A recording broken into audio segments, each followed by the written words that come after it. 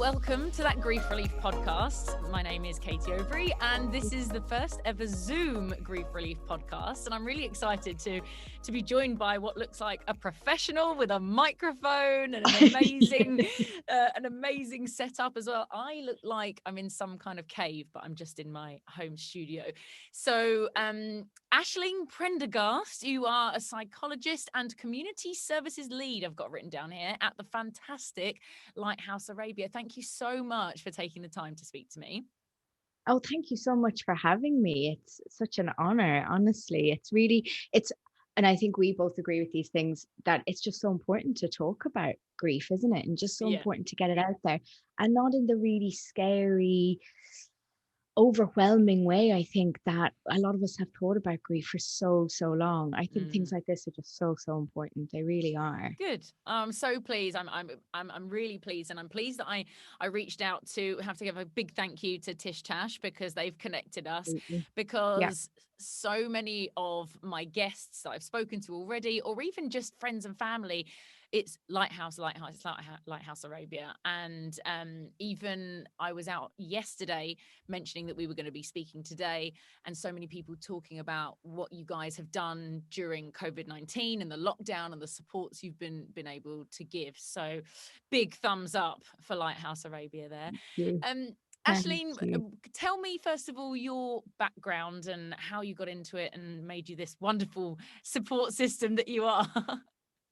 Well, I mean, I guess, where did it all start? My journey, I guess, started when I moved to London about 12 years ago, following my twin sister, because she looked like she was living a very interesting life. And I was like, well, I want a bit of that. So I went to London, and that's when I did my master's, actually in addiction psychology and counselling. So I'd never, ever thought about grief at all. And just kind of continued my training from there, and met my husband actually during our training. So we're both in this field, which is slightly terrifying, but I guarantee you we do not psychoanalyze each other. We have the biggest arguments, the most normal arguments that happen. I could not imagine, actually. It was like, darling, can we talk about how you spoke to me just then and why you felt that was appropriate? If only, that would be so wonderful. But it took us a long time actually to spark our romance. It was after we'd finished studying. And he then convinced me, we were together probably about 2 years. He convinced me that his journey, wasn't over. He wasn't ready to fully settle down, and he wanted to live abroad. And I thought, well, London was my kind of jaunt out of normality, but I would give it a shot. And we just picked Dubai. So I applied for this position at the Lighthouse, actually, on LinkedIn, and couldn't believe it when I even got an interview. I mean, I didn't really think it was real. And then got the job, and we were like, oh God, we're going. And it was all kind of like 6 months of, are we actually going to go? And then being on a plane, and we were like, no, we're actually here now. And also that truly means that LinkedIn applications actually work. They work. I am walking proof that they actually work. Well, they certainly do at the Lighthouse, if anyone wants to put their application through. So how long ago was that? How long have you been over here? That was January 4 years ago. Okay, fab. So just over 4 years. And it's funny actually, because I worked in the Priory in the UK, and a number of other different places, but the Priory was probably where I got a lot of my experience. And even there, I didn't really do very much grief work. It was kind of more like addiction work, and eating disorders work. And I sort of, I guess, veered away from grief work, because I guess, like a lot of people, I thought I wouldn't know what to say. I mean, I wouldn't know how to sit in a room with somebody who was grieving. I couldn't do that. It would be too scary. And then unfortunately, actually, in August 2014, my mum passed away. Oh gosh. And it was all actually similar to some of the stories that I've listened to. It was all very sudden. She was diagnosed with ovarian cancer probably early July, and then died in August, on the 4th of August. So it felt like just an absolute whirlwind. And I fell apart, completely fell apart. Yeah, really, really struggled with this. So I reached out for help in London. And I thought, that would be pretty accessible in London, being a therapist myself. Got a recommendation from a really lovely colleague for a really lovely grief therapist, and I think he probably was a grief therapist. And I do still think he was a really nice man, but it was just a terrible, terrible fit. It just didn't fit at all. Okay. And I think he struggled with my grief actually in the room. Yeah, it was quite interesting actually. So I was one of the most difficult clients, I think, like dropped out of therapy very, very fast, didn't want to talk about it, didn't want to do the process, and just kind of muddled through myself with the support of my husband, who was fantastic. But yeah, and then kind of moved to Dubai thinking, well, I guess a change might help, and all of these might help. And the grief really resurfaced when I moved, which now I know happens, that when there's a change, that really triggers your grief, or anything new that comes into your life really triggers your grief. And of course it does, because you want to tell your person about what's happened, what's going on, and update them on your life, really. So yeah, when I got here, and the grief was kind of coming up, and at the time, my wonderful colleague Farah, who I think a lot of people will know of as well, who've access to the Raymee Grief Centre, was leading it at the time. And she spoke to me, and we were just talking about things, and she was like, gosh, and how do you feel now about working about grief? And I was like, oh, I'm not sure. I don't know. I don't think that's something that I can do. And she was like, I actually think it would be really lovely for you to think about even just coming to our motherless daughters support group. I was like, okay. So dreaded the night that this was going to be on. And went to the support group, and I was like, that wasn't what I thought it was going to be. It was so, I guess it just felt so light and so relieving, and it was so sad, but I felt like people really got me, and I felt like I got them, and I felt like this is what I needed actually in London, which I couldn't find. It probably was there, I just didn't know about it. Yeah, or you weren't looking for it, or I wasn't, yeah, and I wasn't ready, I think was a big part of it. And so I just kind of hung around grief a little bit, I guess, for that first year. And then I thought, you know what, I think this is what I need to start doing. I think this is where I feel, most passionate. This is where I feel most fulfilled. So started to do a lot more training in it, and a lot more reading in it, and a lot more work in it. And people often say, how do you sit with people who are grieving, or how do you kind of work a lot with grief? And I wouldn't have it any other way. It sounds probably a bit crazy, but it's the most rewarding thing to sit with somebody and witness their pain, because I think it's very hard for any of us to do, really. Do you think, I guess maybe a difficult question because you don't know either way, but do you think it's helped you being able to help other people because of your own experiences? I think, and you're right, I think it's really difficult. I've thought about that a few times, but I think grief fundamentally changes you. I mean, I'm sure you feel the same, Katie. I'm a very different person than what I was before this happened. I often say that it's created like a really, really hard part of me, but it's also created a very, very soft part of me. And that's never, ever going to change. And I think it probably makes me a little bit more aware of being able to sit with pain. Maybe I'm not sure I would have had the courage to do it if I hadn't gone through it myself. I think so many people can, and I don't think you necessarily have to have experienced grief in order to be able to work with people with grief, but I probably needed it. It was probably part of my journey in a way, I guess, or my process in a way. And by the sounds of it, it's sort of kind of made you more passionate about the subject and wanting to help other people as well. Interesting. Sure. You touched on it making you harder and then softer. I've tried to vocalize that to quite a few people with my experiences, because some people I know find it quite strange how I can kind of laugh and joke and speak very openly about the trauma that I've suffered and the losses I've had. And that's kind of that's hardened me, to the case of, did they die, or someone died, or, this has happened, and it's just another trauma, like tick it off the list. So in that respect, there's that.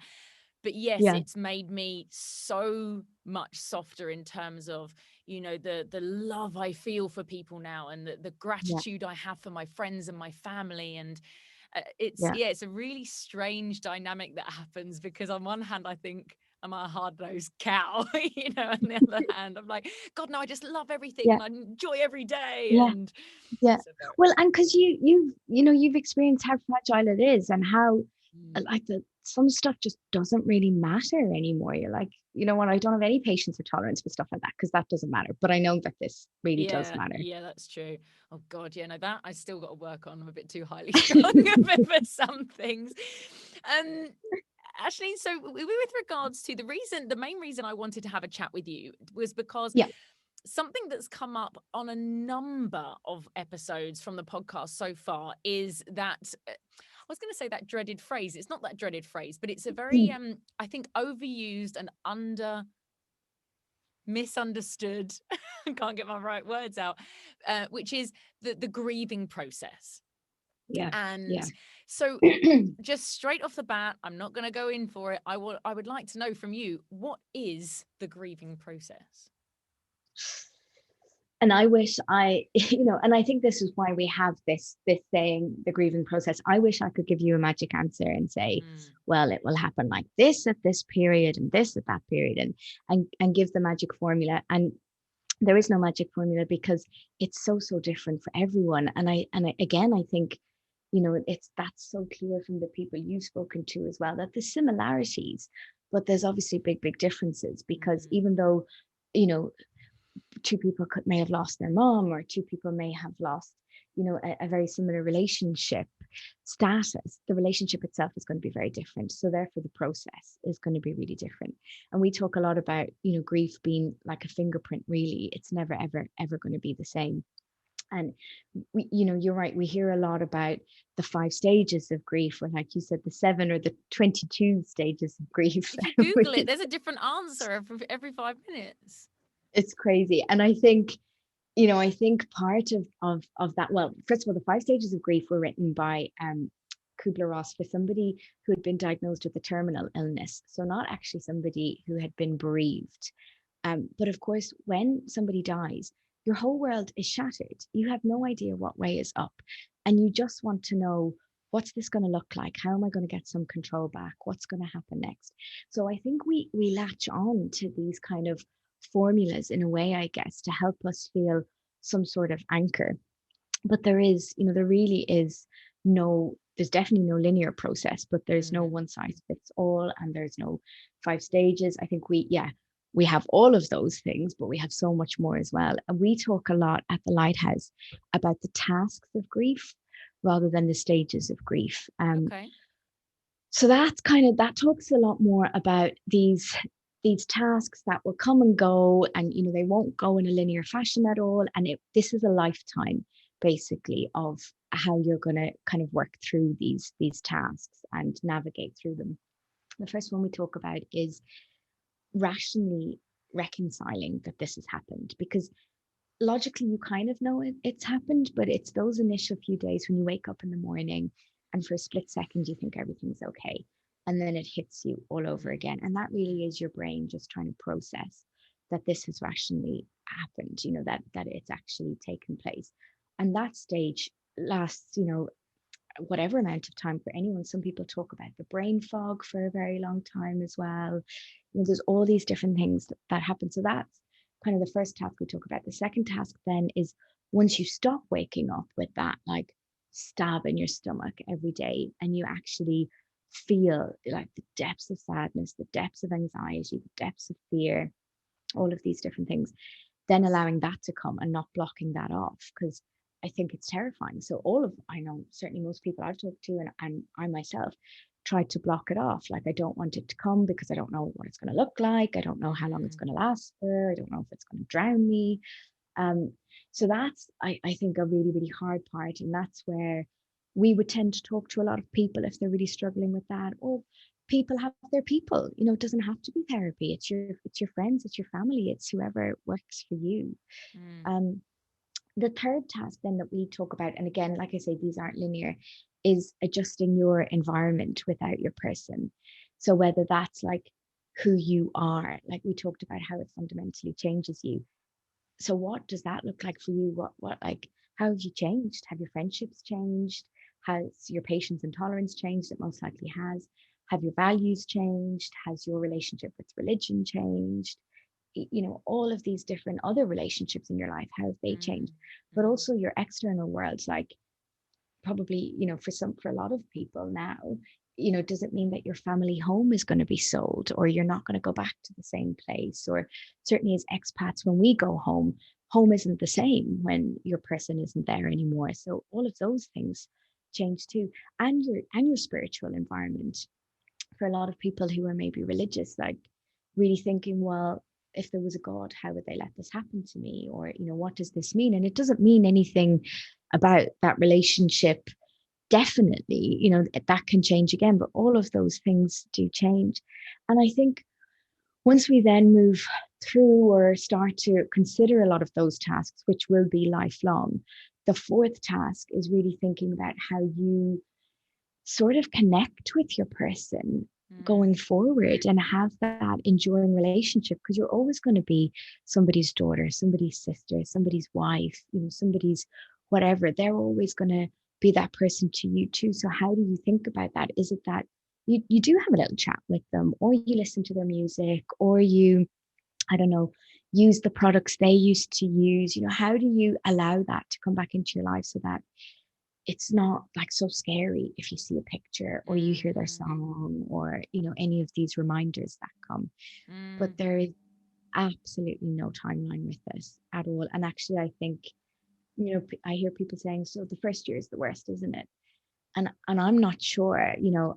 Every year is the worst. Yeah. But I think sometimes you're like, well, it's been 5 years since I spoke to them, so it actually feels, even harder sometimes the more time goes on. I think maybe we get a little bit better at having room for it and having a relationship with it. Maybe that's what changes with time. Yeah, and I find it interesting as well how there are people who not come to terms with it, but obviously take my example, whereby I could speak very openly about both of my parents very shortly afterwards without getting emotional. Mine would almost be, I'll talk to you about my parents. I'll talk to anyone about my parents.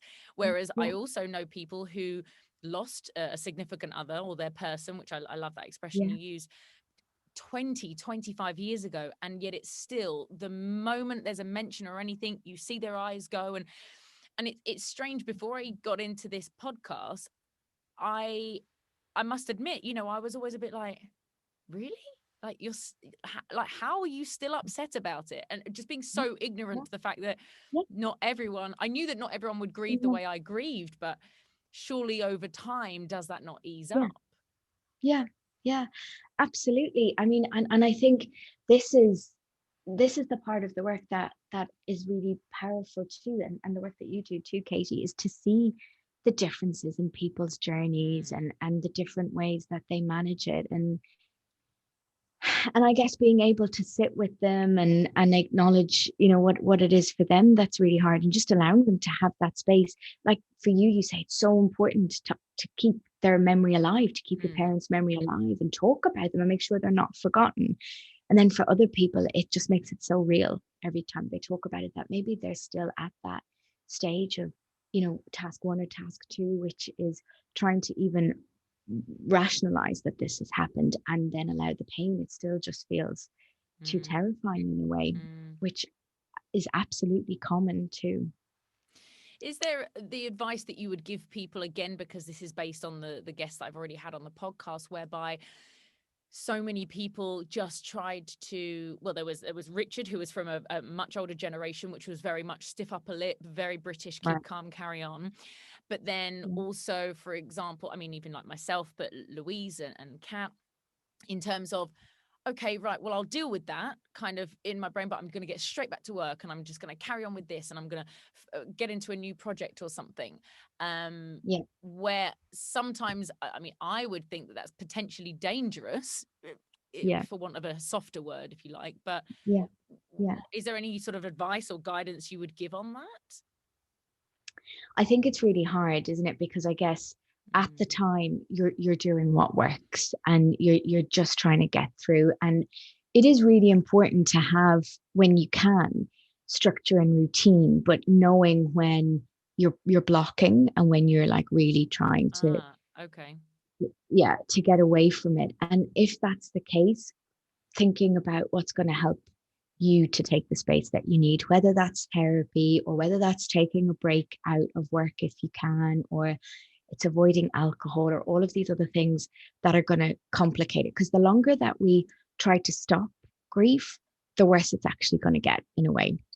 And like any emotion, it screams at us. So I always think of feelings as like a little baby. If you don't meet their need, they're not just going to say, okay, I'm fine, don't worry about it, I'll take care of this dirty nappy myself. They're going to scream louder and louder. And that's exactly what emotions do. And that's what grief is going to do. And that's when it becomes, what, you know, what one way to describe it is kind of complicated, but it can also then come out sideways as depression or anxiety or these other things, and just make the suffering even worse than what it is with grief. Yeah, and it could just come back to sort of bite you twice as hard, as it were. Absolutely, And because it's it's interesting. there anyway. Yeah, no, for sure. And you touched on alcohol there. Now, as we know, for a lot of people, that's what they feel they need. Glass Yeah, of wine or a beer or even a cigarette or whatever yeah. to chill them out. How then, in your professional capacity, do you try and sort of say to people, that's not the best thing you should be doing? Exactly like that. As an And Irish woman as well. well, that's exactly what I say as well. I say, look, I'm Irish. I'm not saying completely, take it away. It's a huge part. It's a huge part of honoring someone's memory in Ireland Sure. and in the UK and in many different places. But as we all know, it's a depressant, number one. So in the moment, it might help. I think with grief, it might help for about 10-20 minutes, and then it's just going to make it 10 times worse. And certainly the next day, it is going to make it 10 times worse. It doesn't take away the reality. It doesn't bring them back. It just isolates you even more. It's not, I think alcohol, as much as, I enjoy a glass of wine as the next person, it tells us lots of kind of fake promises that, you've got me, I'll get you through, we'll manage this. We won't have to feel this too badly. And actually the next day you're in a whole world of fear and shame and pain and everything else, and your person still isn't there. So really thinking about, what's going to help you connect to somebody that will listen to you without that, because it's not going to help. And I would say, if you are drinking, really manage it, minimize it, and certainly do not drink on your own either. Okay, yeah, that's also interesting. Because by the sound, because I don't drink, but it by the sounds of it, it would almost give you, well, I guess like anything, regardless of grief, alcohol gives you this false hope, doesn't it? And this false confidence to kind of, Yeah, that you're invincible. And then yeah, again, it could come crashing down, as you say, plus a hangover. absolutely, And that's absolutely. never a good thing. So I know that you've spoken about the tasks very different in terms of the Elizabeth Kubler-Ross kind of Yeah. grief stages. Regardless of how it's explained, how important do you feel it is to that people kind of understand that there is a process, and it's not linear, and it's not because what's been touched on in the podcast is some people will Google it, read it, Mm, and then think, right, okay. And like my brother did, my brother knew the process anyway, so he tried to force himself through it, or tried to go, right, well, this is anger stage and this is this. So yeah, yeah. how do you sort of guide people to let them know the best way of understanding it and their grief? Well, usually I would name that with people as well, that, we all hear about these 5 stages of grief, and they were written for people who had found out that they're terminally ill. They weren't actually written for people who were going through this process, because it doesn't fit for this process. And now a lot of the research is finding that when people are very focused on those 5 stages, it's actually quite detrimental to their grieving process, because grief is cathartic in a way. It doesn't feel like it, but it's there for a reason, and it's there because you loved your person and you love your person so much, and it's trying to communicate back to you. It needs to be felt, it needs to be acknowledged, really. And trying to box that in or manage it, it doesn't work like that. So people end up then really confused, like, well, I thought I did the denial stage, I thought I did the anger stage, I thought I did the depression stage, why am I back here?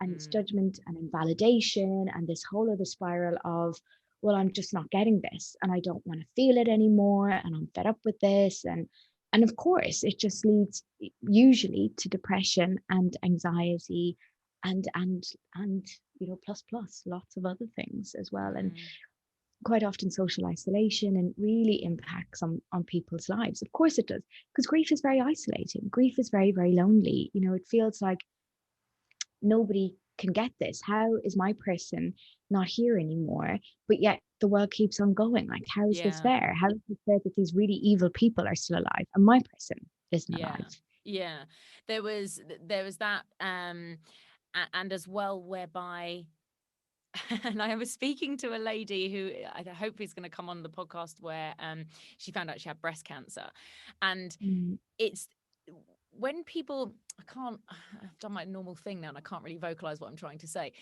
When I'll say to people, sadly my mum passed away, and I always say it in a really gentle way to make them feel okay. Whereas I'm just like, oh yeah, my mum died, but I love my mum dearly, but my mum passed away, and they're like, oh, my mum also passed away. And I'd be like, I don't care. And that sounds awful, but that was an initial reaction where I'd be like, okay, it's not a competition. I don't allow me to say that. Maybe give me some breathing space. But obviously, what the other person is trying to say is I empathize with you. I sympathize with you. If there's anything you need, I'm here to talk. But initially, I'm just like, I don't ask you about your dead parents. It's a really weird reaction. And it's different because okay, your mom died, but my mom died. This is about my mom, so let's focus on my mom. Give me the space. And that's actually something that we talk a lot about at the Lighthouse as well, and everybody talks a lot about, is even though you think you might know what somebody's going through because you've been through something similar, it's not going to be similar. So don't say you know what somebody's going through, because it is completely different. Like, in that moment, you told that person, my mom died, because you needed something from them, not to then give them back something else, really. And I think it's hard. People just don't know what to do with grief. Even people who are grieving themselves, I don't think any of us can sit easily with grief. It's one of the most difficult things to do, because we want to take it away from people. It's the worst feeling in the world, and we just want to take it away, and we can't do that. And I think that's where lots of the kind of myths come from as well. Like, the first year is the worst, get over the first anniversary, you'll be fine. You just need to move on with your life. You need to do XYZ, whatever it is, because people just want you to stop hurting in a way. It's not possible. The only way that could happen is to bring the person back, and we're not there yet. So yes. Was it cryo regeneration or something? Yeah, we're working on it. It's fine. Yeah. And actually, touching on that, then, is there any advice you can give to people as to how they talk to someone that's grieving? Because even when my father died, one of his best friends, we were walking down the high street, and he crossed the road to avoid me and my stepmom, my dad's wife. That was a little bit odd. Anyway, it protracted over the coming weeks that we bumped into his wife, and he's panicked. He hadn't called us or anything after my dad died, and he was like, I don't know what to say. He's my best friend. So he was hugely grieving, but he felt that he couldn't grieve because we had lost our dad and our husband. Not the same person. I'm from a small town, but I'm not married to my dad. But so like, how can you guide people through that? And I think the most powerful thing that somebody can say is, I don't know what to say. I think we would much rather hear that than, here's the magic answer, why don't you just do this, like you need XYZ. Just someone saying, I don't know what to say, and I'm here, to talk, and I'm here to listen, and I just want to know, what's going on for you today and where you're at today. Not even asking people how you are, because they're awful. Of course they're awful. And they're probably not going to tell you that they're awful. They're going to autopilot and say, oh, yeah, I'm okay, or I'm great, or I'm fine, or whatever it is. But, really thinking about where they're at today, and even saying, if you don't want to talk, I totally get that. And that's absolutely fine. I'm not going to take any offense, but I'm here. If you want to just talk about your dad, or you want to talk about your mom, or you don't want to talk about your dad, or you don't want to talk about your mom, because I have got nothing to say. I have no idea what you're going through. I can't imagine how horrendous this is, which is just the truth. That's all that's needed. And sometimes as well, I think it's, yes, I appreciated any message, because it's then to kind of understand that even if you've taken it in the wrong way, that it's from a good place, and it's a place of love, that they've asked this question or whatever. But yeah, you're absolutely right. It would be a case of, yes, it's wonderful to sometimes to receive messages saying, not even asking, but just saying, I hope you have a better day, here if you need me, kind of thing. But then also at the time of my dad passing was, did you see who got kicked out of I'm a Celebrity last night? And it's just total, okay, so escapism, not even relevant, not even going to touch on it. Let's have a totally different conversation. And sometimes you'd pick up your phone and go, do you know what, that's actually all I want to talk about. Absolutely. Absolutely. Yeah. We've touched a lot on, obviously, the grief of death. But as we know from some of the episodes, well, as we know, because of your professionalism, but from some of the episodes that I've done, is that grief stems from so many other things other than just death. If we can touch on that, and if you could give us some more explanation as to your experiences around that, I think it could help a lot of people listening.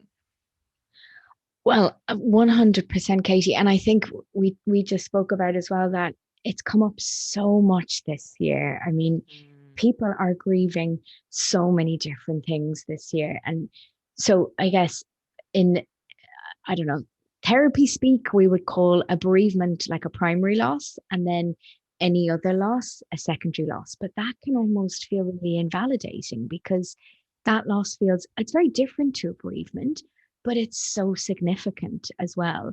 And even when your person dies, you still have these other different losses as well, especially this year. Like, people haven't been able to get home for funerals, or they haven't been able, to grieve with their friends and their family, and they haven't been able, to do all of these things. All of those things are grief and loss as well. We call that disenfranchised grief. But some other things that people can really grieve is job loss. Like loss of a pet is a huge one that society doesn't get at all, and how the grieving process is, a huge grieving process. The loss of a marriage, the loss of a relationship, the loss of a friendship, the loss of a home, the loss of a boss, even maybe if there's been like a transition or a merger in your company. All of these things, especially again this year, like are the adolescents in society not having like their graduations, and not finishing up university in the way that they would usually finish it up, or even holidays, significant events, all of these big things that didn't happen. People who have maybe given birth this year, and their family hasn't been with them for that, or they haven't had any kind of acknowledgement of that. All of these things they might be classified as secondary losses, but we would call them disenfranchised grief. And basically what that means is that society doesn't acknowledge the grief or the griever, really, that the fact that the griever is going to behave in a very similar way as somebody who has suffered a bereavement. Don't want to go out, they feel really low, they're withdrawing, they're trying to rationally reconcile that this has happened, they're trying to allow the feelings to be around, they're trying to figure out like what life is going to be like. There's so many grieving processes around different things. And I think we really need to start I don't want to attribute grief to everything, but we need to start talking about, a loss process and what it's like, and that you're allowed to feel like that, because people are feeling it anyway. So there's no point in trying to push it away or under the carpet. It's there. So the only option is through.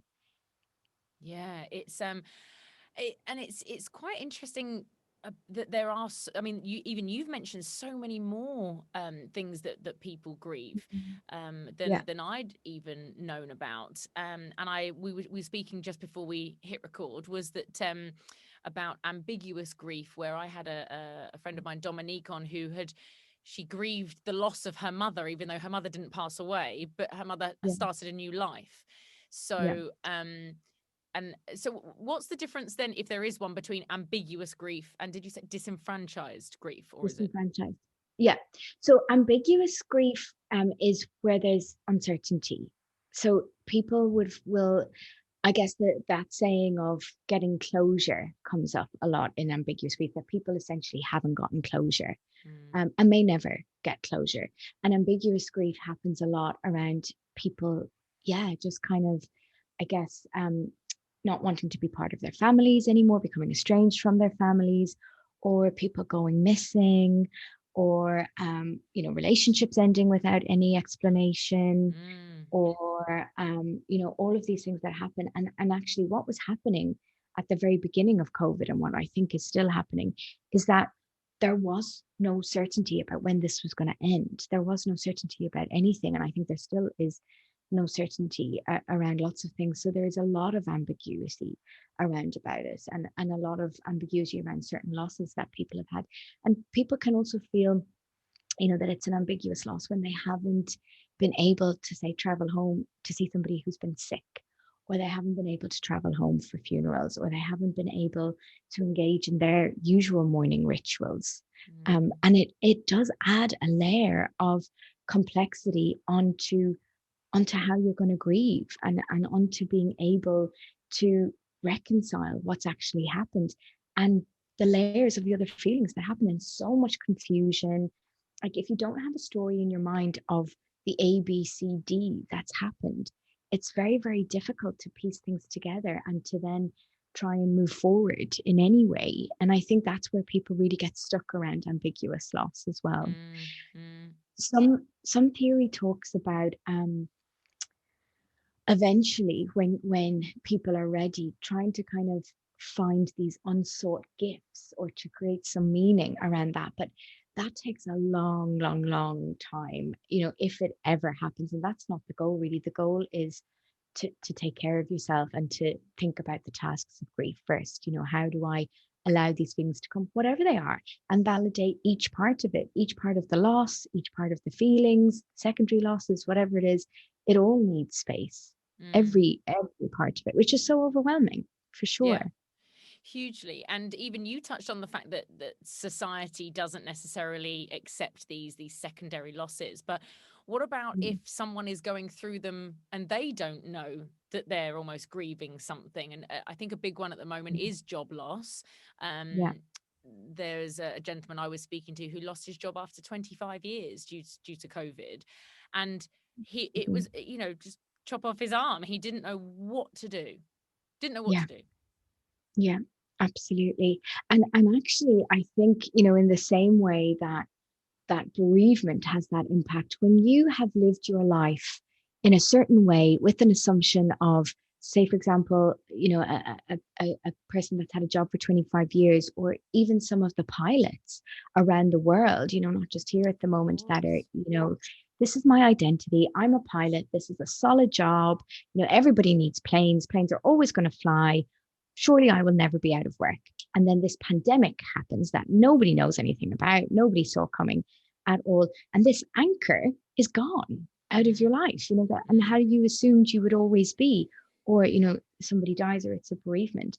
And I think then trying to think about, well, what are the other anchors in the world that, I can hook onto now, or what else gives me certainty, or what else defines me, or what else makes me feel safe. That's not a light bulb moment of, oh, okay, this makes me feel safe, or I'm okay because I know this is certain.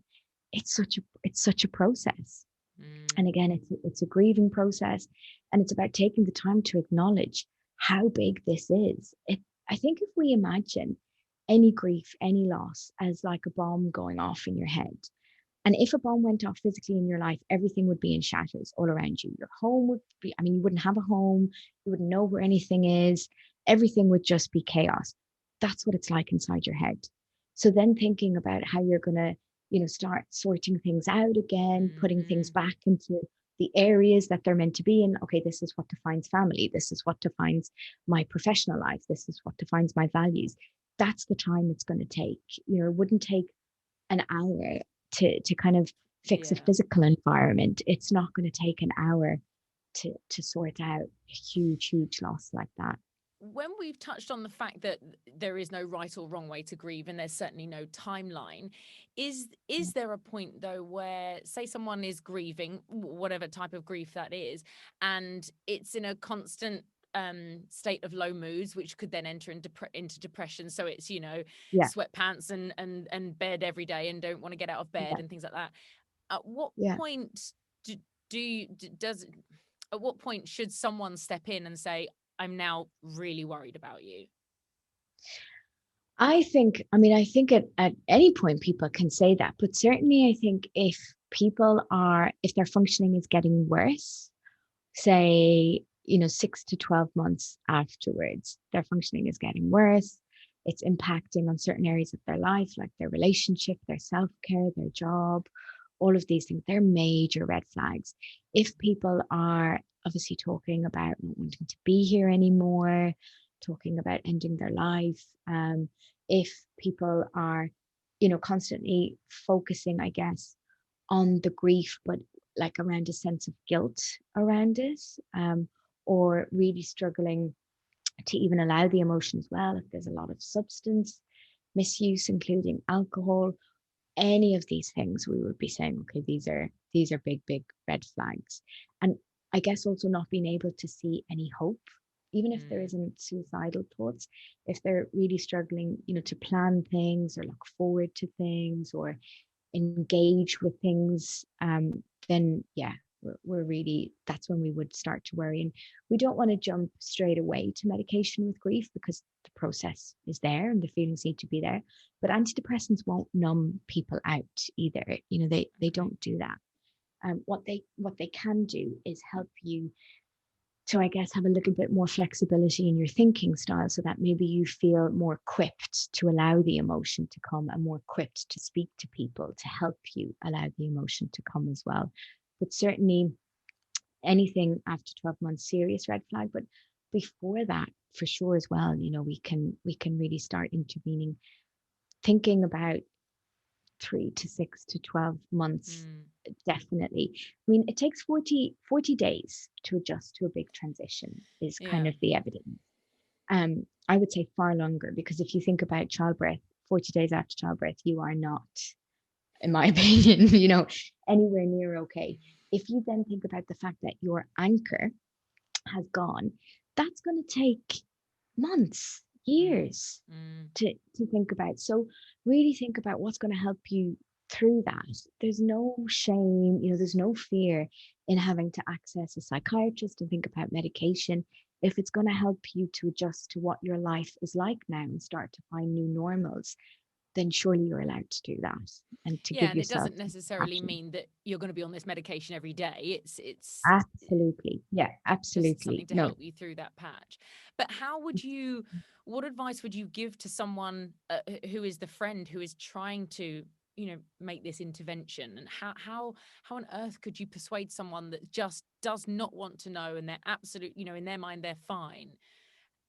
How can people tell them that they need help? Because that's I think tough, isn't it? It's really tough. And it does depend on your relationship with the person. So really thinking about who might be best placed to do that as well, and trying to kind of say things like, I'm worried about you because I've seen XYZ. Not, you're not coping, you're not doing this, you're not, whatever, which might feel a little bit shaming and blaming.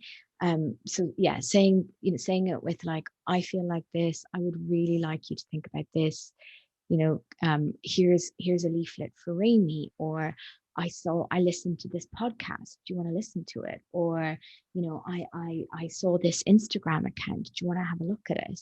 And what do you think that would be like for you? Or do you think there's anyone you would like to talk to? Or what do you think is going to help you here? Kind of giving them the control back as well, that they don't just feel they're being pushed and forced or shamed into Yeah. something even. Yeah, forced as well is obviously the big one. And you've touched on the word shame. I've had quite a few messages from people since I started the podcast, whether it be in this region or not, because obviously, as we know, in this region, the Middle East, there's different cultures and religions and all sorts of things. But even from outside of the region, of people who have said they would never go and see a counselor because they'd be embarrassed if anyone found out. I was contacted by a young man whose mother had passed away, and he had been seeing a counselor, but hadn't told any of his family because they would be ashamed. Like, why is this, why does it have this stigma? And also, off the back of that, not to ask you another question off the bat, is that why is it, and we've got a long way to go, is that it seems more okay now and more open there? As I say, there's still a long way to go, but is everyone in therapy? Like, what's the deal? I think therapy has started trending a little bit. I think actually, you know, for all its faults, social media has probably helped a bit with that. And, you know, celebrities are coming out and talking a lot more about it and normalizing it, thankfully, and lots of different things that are happening at the moment, like a lot more education in schools and a lot more education in companies, thankfully, and all of these things. But we certainly do have a long way to go. But you're right, there's still so much shame, especially for men. We find still, it's still there, and it's definitely there around grief too. And I think you're right, Katie, as well. You know, I wonder if culture and different things play into it too, because of course these are the things that got people through. You know, it was an anchor that people could rely on in the past and now too. But that doesn't work for everyone, even if you have a really strong relationship with your faith and you know, whatever your relationship is with your spirituality. You're not always going to think perhaps that this is God's will and I'm okay with that. You know, your process might be really, really different. And that's okay, because that's you, that's your blueprint. You're not going to be the same as everybody. And I guess what we, you know, all we can say is that it's completely private, it's completely confidential. It's great if your family know and can support you, but even if they don't, that doesn't mean that you shouldn't reach out, because this has to be about you. You have to, no one else is going to take care of you except yourself in the way that you need, and you really need to do that. And then just very quickly before I let you go, because you mentioned it right at the beginning and it's something that's come up and it's something that happened to me as well, is if you are reaching out to, and it could be your first time and reaching out to therapy, first of all, from personal experience, terrifying. I'm not going to see a counselor. I'm not doing it. It's something they do in the movies. And I know I say the same story every time. I honestly had this vision of a leather sofa, and I would go in and it wasn't. It was just, well, my counselor now lives in the UK, which is slightly concerning. She lived here for like 20 years, and then I started seeing her and she moved home. But you know, it's just going into her kind of study. Yes, there was a sofa, but I wasn't lying on it. I was just sitting and having a chat. But sorry, what I was going to touch on is obviously don't be scared about what you think you need to do or need to prepare. That's your job as a professional. That's our job. But what happens when you do go in and you just don't like that person and you just think, right, therapy's not for me, didn't like it? Don't go back to that person, or give it one more try. But I would say the most important thing about a therapist is it has to fit. It doesn't matter it does matter what their training is, and they need to be licensed. So that's really important. But it doesn't matter what, you know, what their specific style of training is, or what their specific kind of field of therapy is. I guess you have to actually like the person, and you have to actually feel like, you know what, maybe in a different life we could be friends in a way. That's what I always think. There has to be some sort of a connection, because otherwise you're not really going to trust that person. And this needs to be your space. You need to feel vulnerable enough in this space, you know, to allow whatever needs to come up. So give a therapist maybe 2 chances, but if it's not working, change. Please try again. Do try again, because not everybody is the same. You know, people work in lots of different ways. Some ways work for some people, some ways don't work for other people. but do try again. It's so important that you have a place that's for you, really. And try and make sure if you're seeing a grief therapist that they have some training in grief as well. Okay, quite specifically. And then as a Yeah. professional yourself, what would happen if you were told, oh, Katie is looking to change? Do you Yeah. take it personally? Do you try and convince them otherwise? Not at all. Not at all. I mean, if the person wanted to have another session to talk about it, that would be really, really helpful, so that we could just see if there's any kind of maybe different barriers coming up, like whether I reminded you of somebody, or there was something that I said that was difficult, or, trying to have those difficult conversations. But those conversations are very difficult and people aren't always able to have them. But this is not about the therapist. This is about you. Therapists who are trained properly will not take it personally. We have supervision, we have training, we know this stuff happens. We're not there to be liked, we're just there to support. So don't worry about the therapist's feelings. That's really good as well, because again, it's a very British trait, I know, but I know that everyone does it, is you don't want to offend that person. You're like, oh, Yeah. I just won't go back. I just won't go back because I didn't fit with Aisling, but I just don't want to tell her. It's like, when the hairdresser, everything fine, you're like, yes, it's lovely, thank you, and you hate it. But then it's true, because then you'll tell everyone that I went to the worst hairdresser ever and she didn't listen to anything I had to say. Yeah, absolutely. And that's not the idea. And in our way, therapy's useless. It doesn't work. I'm not going to try it. Yeah, it made me feel worse. All of these things. And there might be a reason for that. Like I say, it might be because it reminded you of something. And if you can have that conversation, try to have it. But if you can't, that's absolutely fine. Just switch, speak to somebody else, and keep trying until you find somebody that works for you. Nice. When it comes to obviously where we are in these current times and COVID-19, how can people seek therapy through Lighthouse Arabia? Are you open for physical visits at the moment? Is it Zoom? Is it phone calls? Tell me a bit more about that. So it's kind of a bit of a mix at the moment. We're just trying to stagger people in the clinic just to take care of everybody. But there certainly are quite a number of inpatient appointments available. Different therapists have different kind of ways that they're working as well at the moment. So thinking about what's more important to you. Is it more important to you to see a certain therapist who might only be working on Zoom, or is it important for you to come in the clinic to see somebody?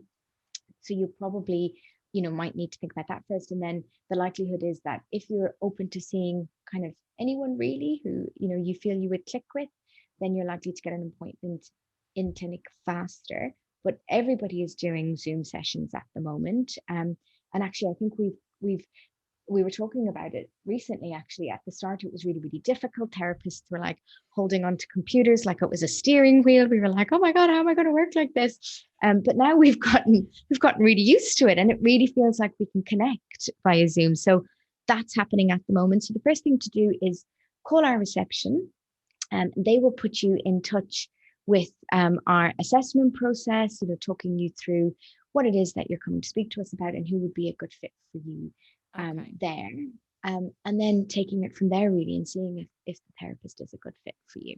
With regards to the assessment, that's also then the difference between whether you need psychiatry and psychology. Is that the right word?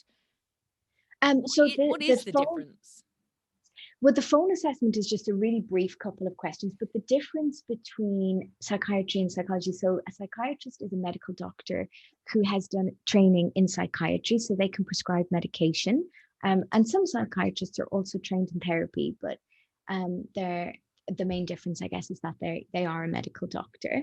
And psychology then is somebody who has usually done a doctorate and has trained in lots of different forms of therapy really, and to assess and then carry out different forms of therapy. Some psychiatrists, like I say, do that, but a psychologist can't prescribe, a psychiatrist can prescribe.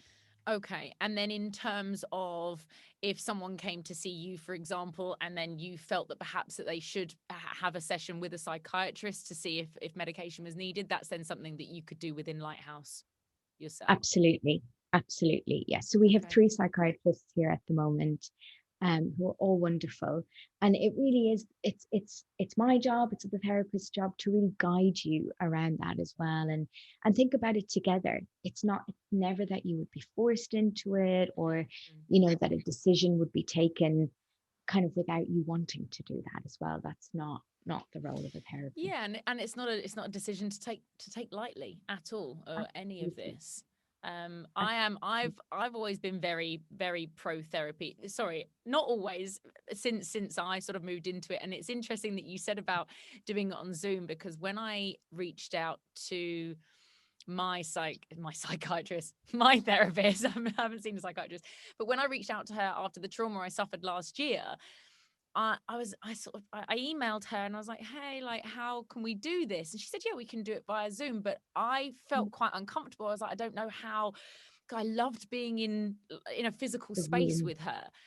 Yeah. And I wasn't sure I'd like it, or I would get the same effect or whatever, but I knew I needed to speak to her. I actually loved it, because sometimes she's certainly not ditzy in any way, but sometimes she would have me just on her phone, and she would, just be kind of like on her sofa, and it was almost as if I was FaceTiming a friend.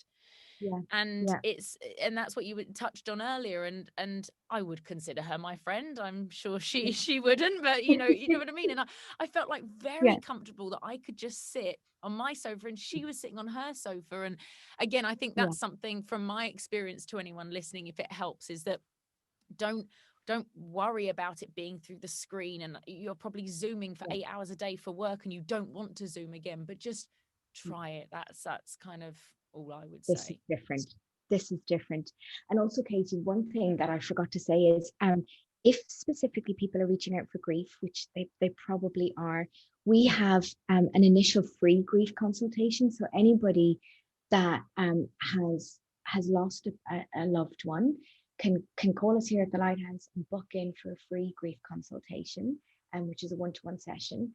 And then that also helps people to think about whether or not they would like to enter one of our free grief groups or one of our support groups as well. So it's really, really important to not have finance as a cost either to accessing grief therapy here. Yeah, because therapy isn't cheap. It's not cheap at all.